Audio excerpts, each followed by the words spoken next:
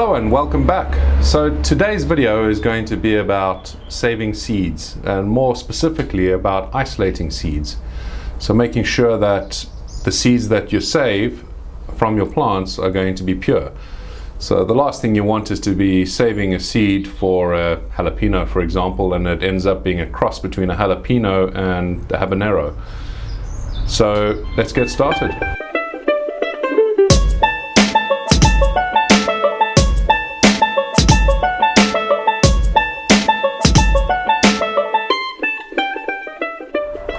So there's a couple problems when it comes to saving seeds for peppers. You want to make sure that the peppers aren't going to cross. If you want a pure seed, if for example this plant here, this is a habanero 7-pot, I want to make sure that this isn't crossed with a sweet pepper or KT Naga, for example. So I want to plant these again next year and ensure that I'm going to get the same plant. So there's a couple ways to do this, and the first thing you need to be aware of is that chili plants have both male and female parts, which means a single flower, such as with this flower over here, within that flower are both the male and the female bits. So this could pollinate itself. So you don't need any extra help when you actually want to pollinate your flowers. But that also plays into how you want to save your seeds, if you want to make sure that the seeds you save are pure. The first thing you need to do is look for flowers that haven't yet opened, like these. So they're still closed up.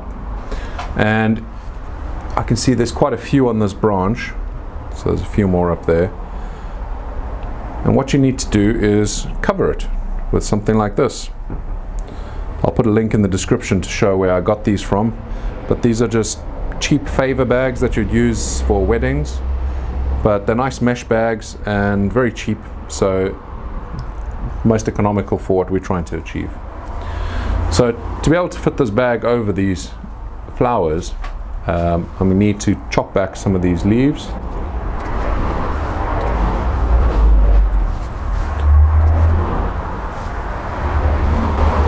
Now, I could have just cut the branch off over there, but I can see there's other pods up there. So to make the best chance of this actually working, you want to have a few pods inside there just to check. As you know, these flowers can actually fall off if they don't get properly pollinated. So we're going to try and make sure that they do get pollinated, but some of them aren't going to make it.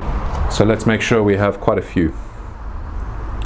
So all we do is we take this mesh bag and put it over. Nice and easy. Seal that up.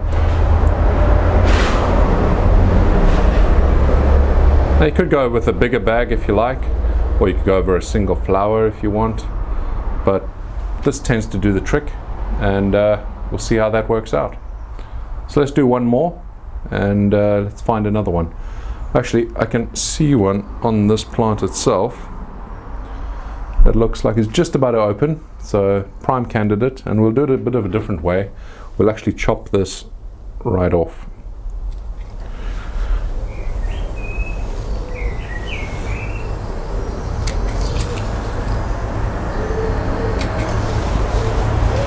So we're just doing one flower at this point, but I'm not overly optimistic about this one working.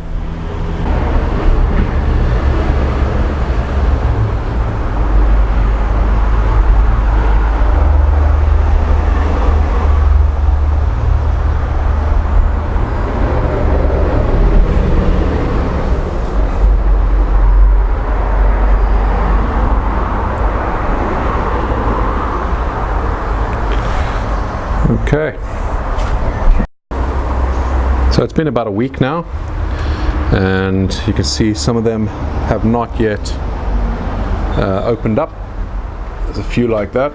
There's another one over there, still not opened up yet. But we have had a couple open up, and actually a bit of a success. You can see this one here that has started to start growing a chili. That's the petals that fell off, but that's all right because, like I say, that one has been pollinated, so we have got a chili there. So what I do, I come in here every day or so and I'll have a look and see if there are any flowers that are open. You can see this one has opened up, and I'll just give it a bit of a tap and the pollen falls out and hopefully pollinates. But just do that every now and then and you should have success with this. So this one here, I'm not sure.